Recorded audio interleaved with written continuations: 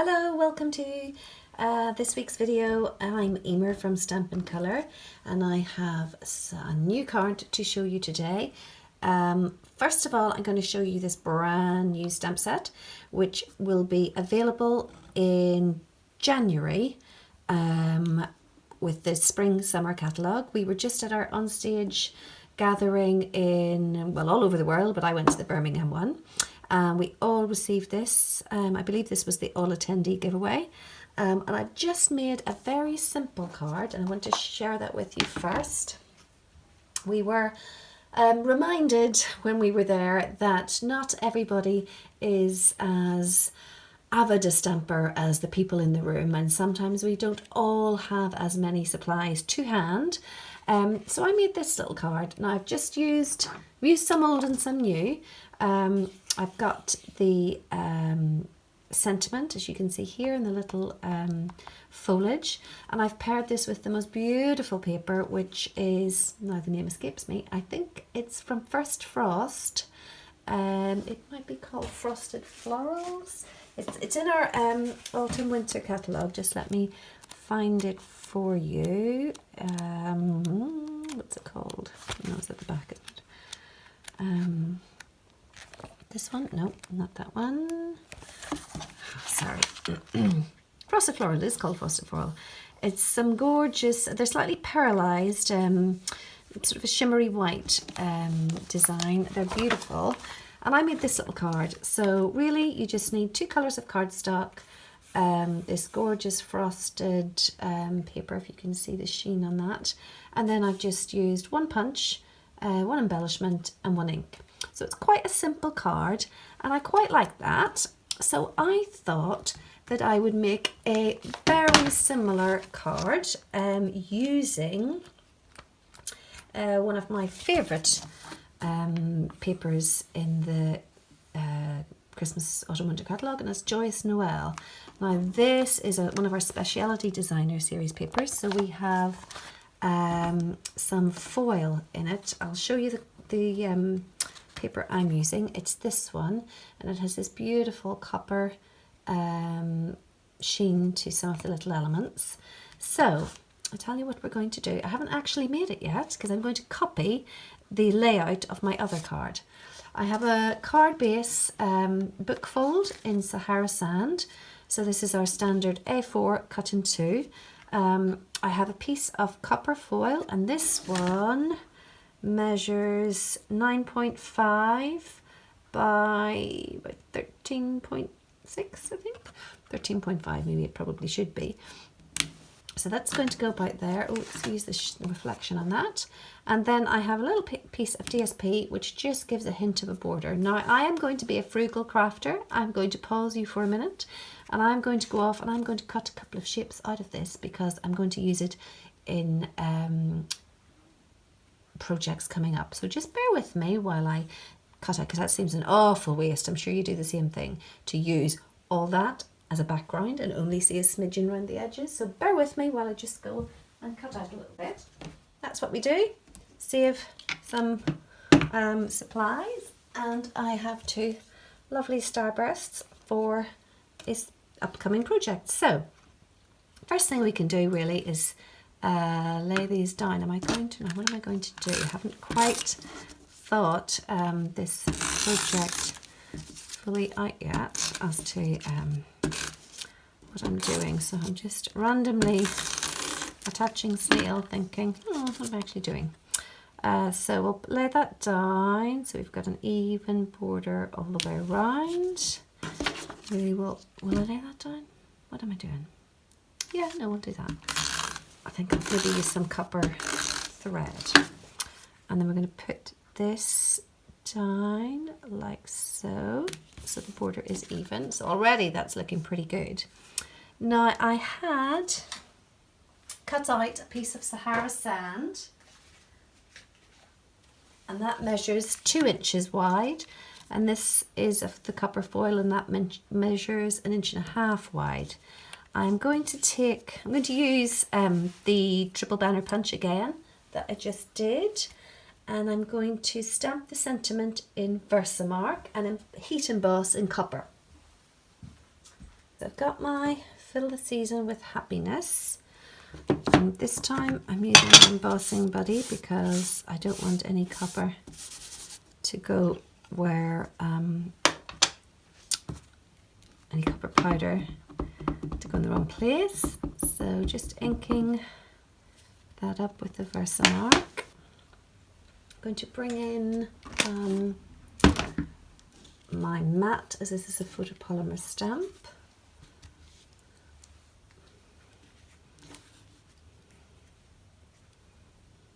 Oh, that doesn't quite look the right height, but never mind.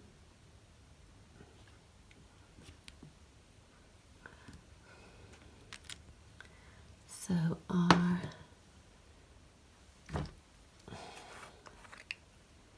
stamping is done. I'm going to take a little bit. No, I haven't got a little. Normally I have a little Tupperware for my embossing powders, and of course, yeah, that hasn't worked out well, has it? It's all over my mat, but it doesn't matter. I've got no Tupperware. Well, tidy that up later when you're not looking.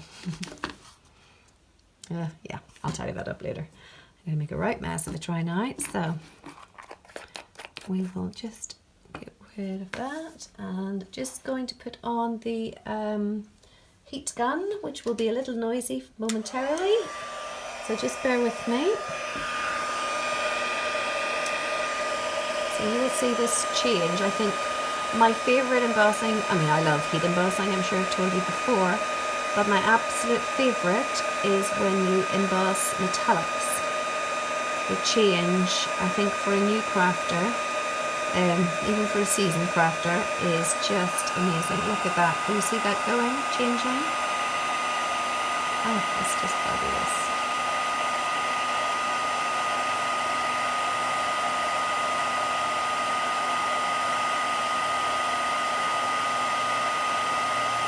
Okay, that's done. That to one side. Now let me get out my triple banner punch.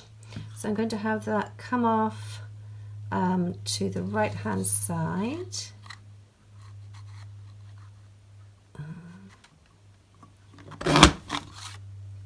So if I now just going to trim that off at one edge. So we're going to have that like so. I might actually trim that down a little bit more, so I've got room for my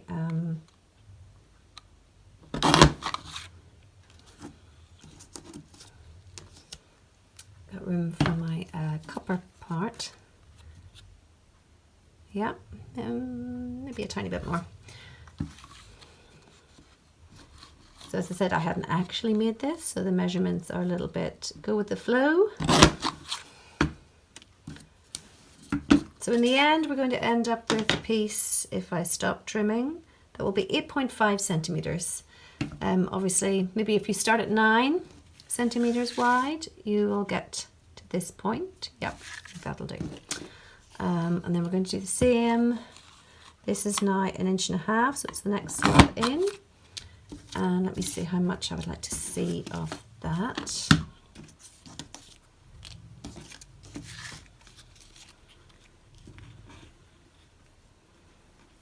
Yeah, I think we'll do that just under 100, so we get a good bit of that. So just bear with me, and I'm going to go and trim this. So back again. Yep, happy with that. So that measures, once it's trimmed, just under 95. So probably if you start about 97, it will take off that amount. Okay, so let's see. I'll just use a little piece of snail. And you could, of course, be very frugal and punch out something else from the inside of this, because you won't see it. And then I might, do I have? No, I used it all. I was going to see if I had some the copper ribbon, but I think I've just run out. Oh, that doesn't look very straight. And it's not. Yes, I'm going to show you a trick.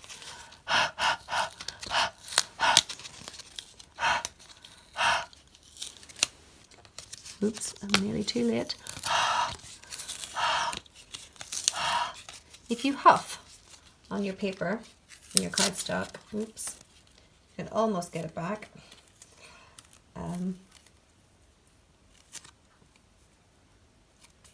Let's see.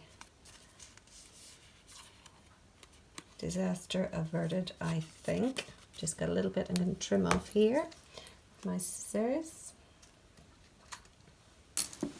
Okay, so on the back, if you saw my recent video where I was making my swaps for on stage, you will see I am right down to the wire where dimensionals are concerned.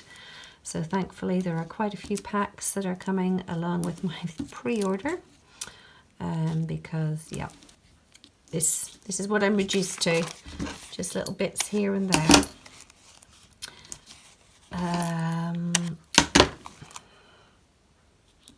So hopefully my order won't be too long in coming, otherwise I won't be making anything for a while, because mostly everything I make has dimensionals. I'm just pulling off the wrapping, or the backing, sorry, of the dimensional strips here. Then what do we see? I might put some, we've got some gorgeous copper thread that will, I do like a bit of metallic thread, as my team can testify. They know when we do any sort of challenges, they know mine, as there's usually thread involved somewhere. But it's not a tent fold, so I'm out of character today. I quite like my tent folds as well. So literally I know there are various ways of swirling metallic thread. I am a little bit no rhyme no reason how I attach it, as long as I can see a fair bit from behind. Not very much on this one. I just don't want it, I don't want it to come out that end, because that's going to buff up against the edge of my card. But anywhere else is just fine. Okay, so that will do. And I might need to just add, oops, I'm nearly out, a little dimensional that's not covered in metallic thread on the back to ensure we're still sticky. And so sometimes I feel if they're totally covered in thread or ribbon or whatever embellishment you're using, it can be a little bit, oops, difficult then to attach. Thought I'd cut that. There. Okay. So we're going to put that right up to the edge. I think I'll keep the border there and just have some thread lipping around. Now it's quite a simple card, quite a simple layout. You don't need many supplies, just really stamps, inks and paper, and even the punch, to be honest. You could hand cut this, you don't need the punch. Punch makes it very easy to have it even and quick, and well, no margin for error really. Not no margin for error, that's the wrong expression. I mean, you can't make a mistake with the punch. It's so easy to use. But if you didn't have it, you could hand cut this yourself. But anyway, I hope you like today's project, and I'll be back again soon for another one. Thanks now, bye.